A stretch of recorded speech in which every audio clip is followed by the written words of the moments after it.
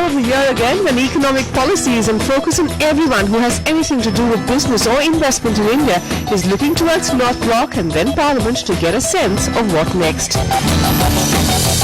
So as we embark on the big budget month, I caught up with a businessman who straddles the world of politics. Rajya Sabha member Rajeev Chandrasekhar, who made his mark as one of the young Turks of the telecom sector when it was opened up for private participants. Since then, Rajeev has moved out of telecom into a slew of exciting new spaces, and even as his empire has expanded, Rajeev has always managed to redefine himself. So how does this politician and businessman see this year's budget? Will it be big and bold, and will the much-awaited second-generation reforms finally become a reality?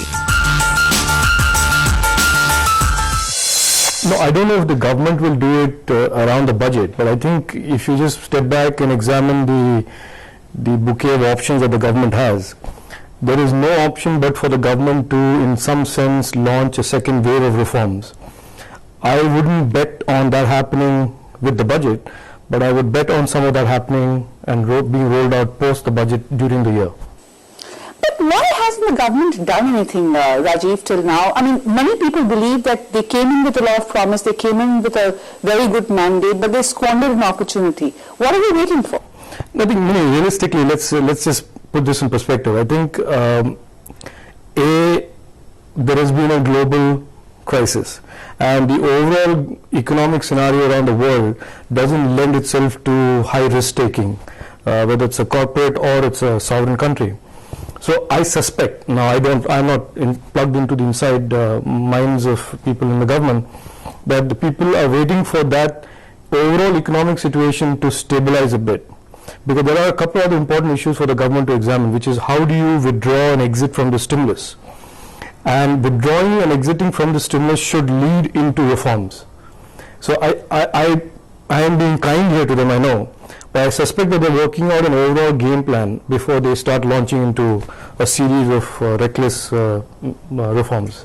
Let's hope they are thinking of a larger plan, but one could also argue that at a time when it would have been logical to expand and invite investors in, we haven't quite done that, because for the longest time we've said that we are going to outgrow the world and everybody's looking at India for an opportunity, and yet we haven't taken that step. I've said this, that the years 2006 and 2007, clearly if you look back now, were the years of wasted opportunity. Those were the 2 years at the peak of the heady economic boom globally and the whole liquidity, excess liquidity around the world. We could have as a nation done a lot more and attracted double and triple the FDI. We did not. And I maintained in 2007, I said that in the 2007 budget, I said in the 2008 budget, that when some people in India saw this problem coming, the government did very little.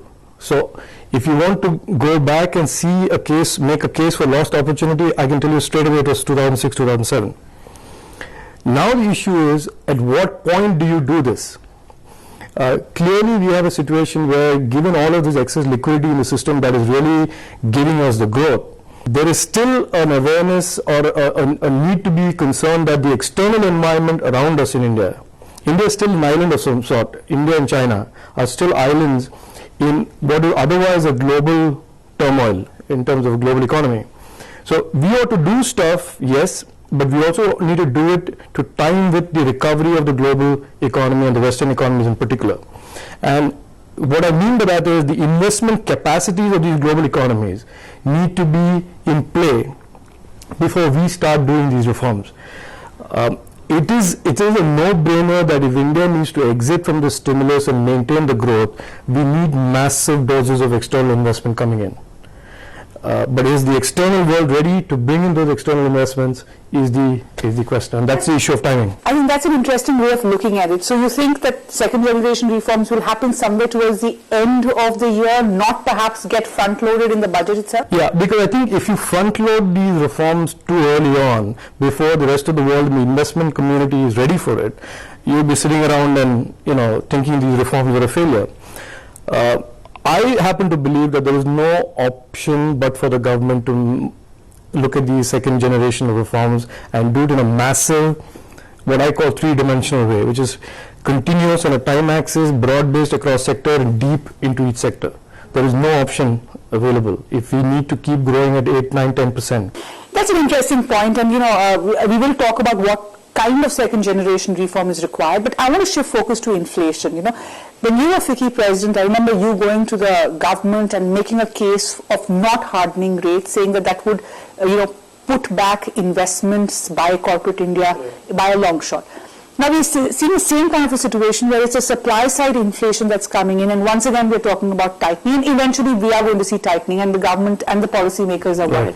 Is that going to hurt us at this stage? I mean, because we're seeing a very precarious kind of a situation. No, one thing that worries me a lot about this government's approach to this whole issue of inflation is that it tends to be very reactive. Even 2 years ago when I made a case that this is not inflation in the conventional sense, this is really a supply constrained inflation, and the government's objectives must be to ramp up supply, create investment and create capacities, and unless you address that, you will never be able to address this nature of inflation. I suspect that it was ignored then, and I suspect it's going to get ignored again now, because there is too much of a focus on statistics. There is too much reliance on numbers, as if numbers in some ways are the entire description of economy. And the smartest economists will tell you that currently everybody in India who claims to be an economist is fumbling his way around the problem. And the problem really, in a nitty-gritty sense today, as I see it and as a lot of people see it, is that there is a demand growth and there is a supply constraint. And unless you address this, whether it's in the commodity space, whether it's in the food grain space, or whether it's in the anything else space, unless there is supply meeting up this growth in demand from the middle class and the rural economies, this mismatch will always arise. It's a structural issue. Yes, it is a demand supply issue. It is not a monetary policy issue. It is not. 2 years on, Rajeev, we're talking the same language, and nothing has been done in the So that's my point. Is it again a wasted opportunity which we have not addressed? No, yeah, of course it is. I think that if I have to be critical of one thing about this government in the last 2 years and again now, is that they tend to be chasing the problem rather than being ahead of the problem, as far as especially the problem of inflation. They don't seem to be ahead of it. They don't seem to be proactively addressing it. They seem to be constantly, chasing the tail of the problem, if I can use that phrase.